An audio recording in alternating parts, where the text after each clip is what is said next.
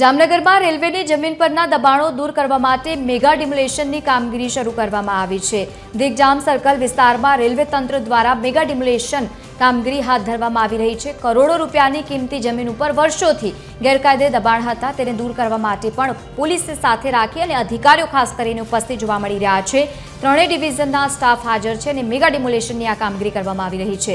JCB સહિતના સાધનો સાથે મોટી સંખ્યામાં ટીમ ઉપસ્થિત છે। ડબલ ટ્રેક કામગીરીને લઈને સાંજ સુધીમાં તમામ દબાણો દૂર થવાની પણ શક્યતા છે। जामनगर में बाबरीवास विस्तार में रेलवे ट्रैक के दोनों साइड कुल 151 मकानों का डिमोलिशन चालू है।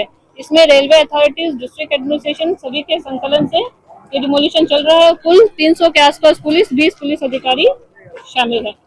जामनगर शहर में आज वहेली सवारथी तंत्र द्वारा मेगा डिमोलेशन है ते हाथ धरवामां आव्युं छे। शहरना जे दिग्जाम सर्कल पासेना जे विस्तार है कि ज्यां रेलवेनी जमीनो है ते आवेली छे अने अहीं जे रीते वर्षोथी मोटा पाये जे कही शकाय के दबाणो छे ते करवामां आव्या हता अने तेने लईने ज हवे जे रीते रेलवेनी डबल ट्रेक कामगीरीने लईने तंत्र द्वारा रेलवे तंत्रनो जे जामनगर स्थानिक पोलीस तंत्र छे तेमनो सहारो छे ते मांगवामां आव्यो हतो अने जामनगर लालपुरना एएसपी, जामनगर शहर डीवायएसपी सहितनो जे 300 थी वधु जे पोलीस काफलो छे ते અહીં ઘટનાસ્થળ પર પહોંચ્યો છે। जेसीबी ट्रेक्टर सहितनी जे साधन सामग्रीओ छे तेमनी साथे અહીં तंत्र द्वारा सवारथी डिमोलेशननी कामगीरी छे ते करवामां आवी रही छे। એટલે કે વધુ એક વખત જામનગરમાં મેગા ડિમોલેશન છે તે હાથ ધરવામાં આવ્યું છે અને જે સરકારી કરોડોની જે મિલકતો છે તેમને તેમના પરથી જે આ દબાણો છે તે દૂર કરવાની કામગીરી સહિતની જે સાંજ સુધીમાં પૂર્ણ થવાની સંભાવના છે તે વ્યક્ત કરવામાં આવી છે।